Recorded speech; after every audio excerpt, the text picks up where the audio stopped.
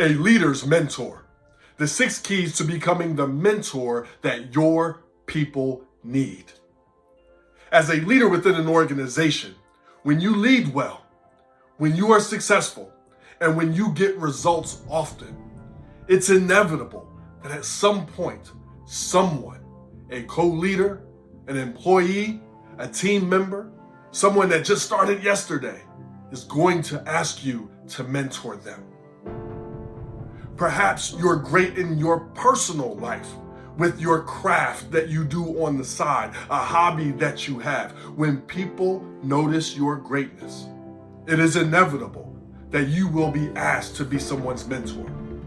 And when you're asked, in my experience, there comes a state of appreciation and you're flattered, but now what the heck to do? So I want to share with you the 6 keys on how to do this. I have been honored to be asked to be a mentor at many times in my life.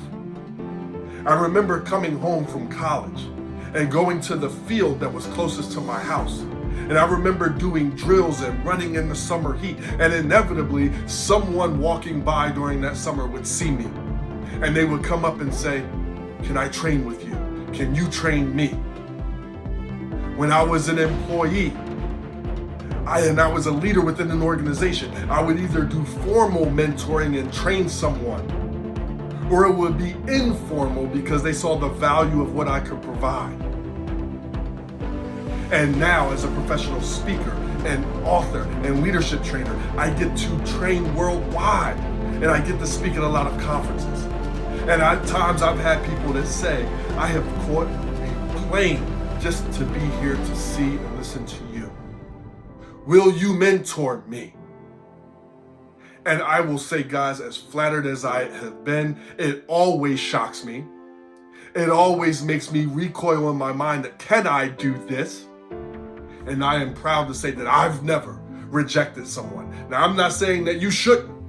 However, I want to give you the keys on how to do it best. So let's go through the M, the E, the N, the T-O-R of mentor and go back to the beginning to start this off. So 1, we have to be mindful. We have to be mindful of what they want, what they need, and what you offer. We have to stay excited. We have to know the number. Is this going to be formal or informal? And then how many and how much are you going to do? We have to know our teaching style and their learning style. Our mentorship has to provide the opportunities, or at least the possibility to read the writing on the wall wherever they are. And then lastly, we must be able to review progress effectively. So let's go back to the beginning, the M, mindful. Remember, it's not going to be scripted. You're not going to see it coming.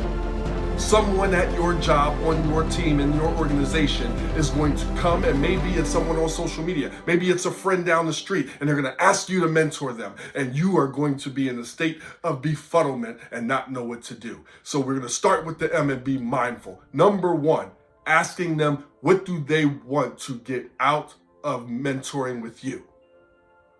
You'd be surprised how unclear some people are in what they want and their goals. And while you are assessing, can you do something, it's important to know what they want to get out of it so you can properly match it. And that leads us to number 2. After you know what they want to get out of it, is what they want to get out of it something that you can help with? Or do you need to refer? Referring is not the worst thing in the world, because you don't want to provide assistance and then not be able to give proper opportunity and information. It soils your leadership reputation. So can you help? And when you can, great. When it's not up your alley, refer. Next, is this going to be formal? So be mindful. Formal means, do you know how many times you're going to meet with them? How long things are going to be? What's going to be the duration of things? And so forth. We'll get more into that in the end, the number mentoring. Is this going to be informal? Is this going to be something where they shadow you, or you're shadowing them, or you're providing information on the fly because you work so closely together. Lastly, their goals. So they told you what they wanted to get out of it. What are their goals? And what you're providing, will it match their needs, their ability, and where they want to go? It's so important that you, we as mentors are transparent about those things. What things will look like, how it can help when they apply it. The last thing to be mindful about is your bandwidth, your time, your mental health, and your ability.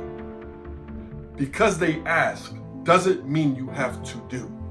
So be mindful that you're providing something that you can provide because you have the time, you're willing to make the time, you have the know-how, and that takes us to the E. Once you've said yes, one of the most important things is to remain excited about the experience. Do you remember when you were new to something? You were passionate about something, couldn't wait to learn more and apply. But you had that grouchy teacher, that uninterested boss, that boss or teacher that was rushing around and shoving information down your throat, or so monotone and so disengaged that it made it hard for you to learn. Once you say yes, formally or more formally, it is important that you stay excited. Leaders sell their position. This person came to you because they saw something bright, they saw a light, they saw an opportunity. Don't diminish it with our bad days, our negative attitude. So it's so important to smile, head up, eyes up, greet, have energy when you're teaching.